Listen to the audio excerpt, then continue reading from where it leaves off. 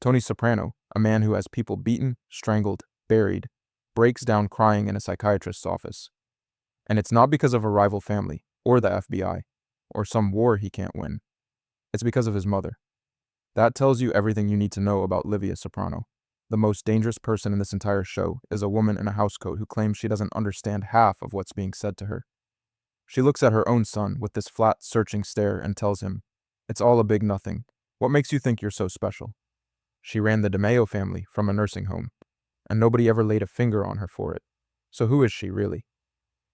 The official story is simple enough. Working-class, Italian-American wife, married into a world she wasn't technically part of, raised her kids on the edges of mob life without ever being inside it. That's the version everyone tells. It's not true. Livia was never on the edge of anything. She was running the house the entire time.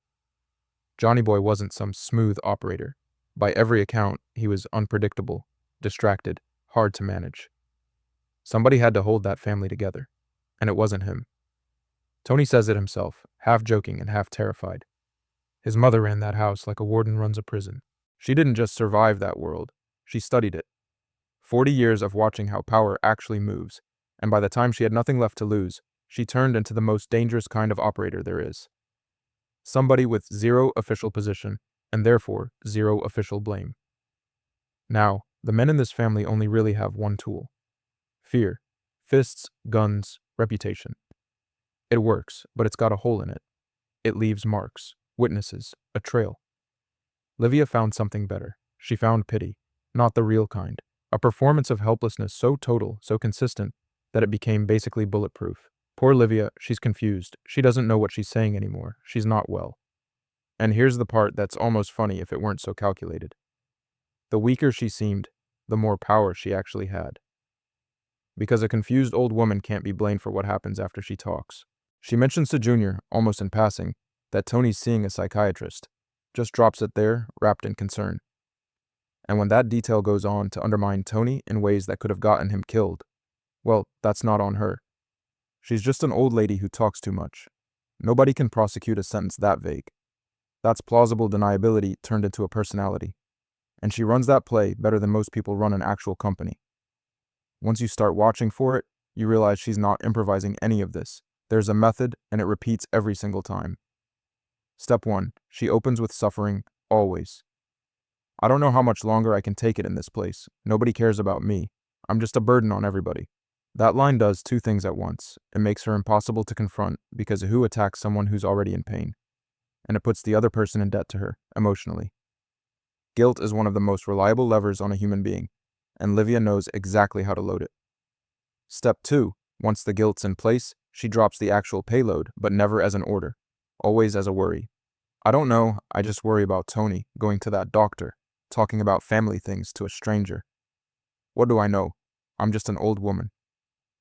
She's not telling anyone what to do.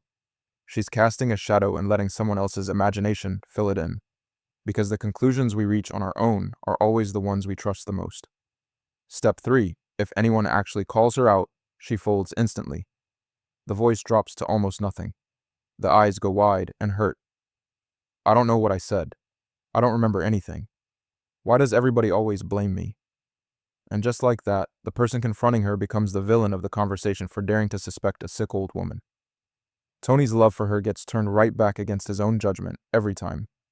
And all of that, every bit of it, is just the warm-up for the thing she actually does. She tries to have her son murdered, not a rival boss, not an enemy. Her own son, the man who pays for her nursing home, who calls her, who visits her, who loves her in whatever broken way he's capable of. And she arranges it without a gun in her hand, without a phone call that leads back to her, without one sentence anyone could ever play back in a courtroom. She does it through Junior. She knows exactly what he's insecure about. Being passed over, being seen as the lesser man next to Tony. And she just leans on that, quietly, conversation after conversation, until Junior arrives at the decision, all by himself.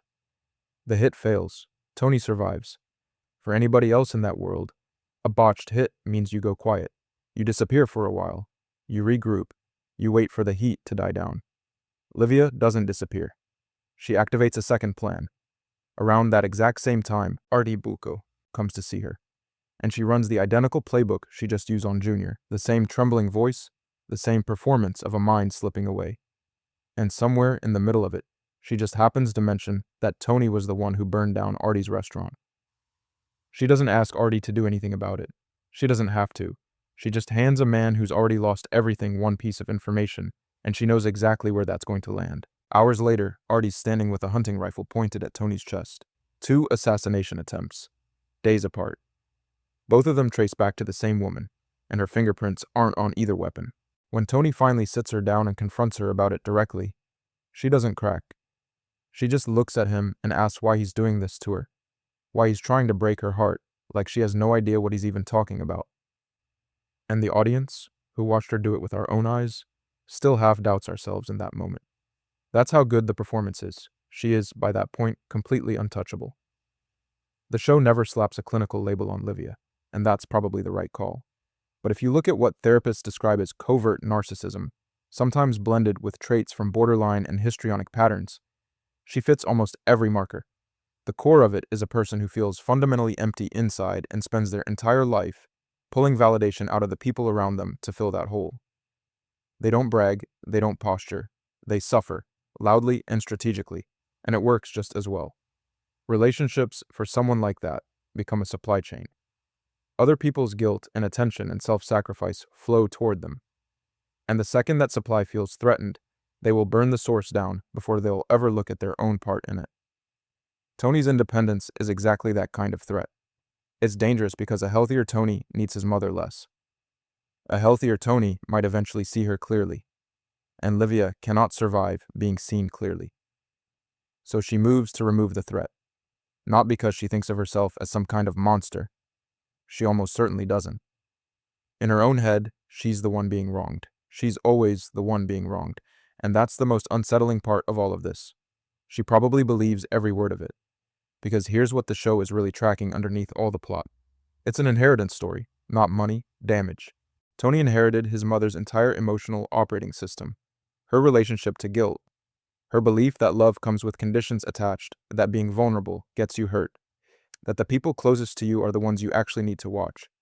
Melfi spends years trying to walk him back to the source of his depression, his panic attacks, that low hum of dread he can't ever shake. And it always traces back to a childhood where warmth showed up only when it was earned, where disapproval was the main parenting tool in the house, where his own feelings were, at best, an inconvenience to somebody else's. Tony calls his mother a woman with no soul, but the harder truth the show keeps circling is that he learned to love exactly like her. Conditional, transactional. He punishes the people who get too close to seeing him clearly, same as she did. She didn't just damage him, she built the architecture he's still living in, and she never once had to raise a hand to do it.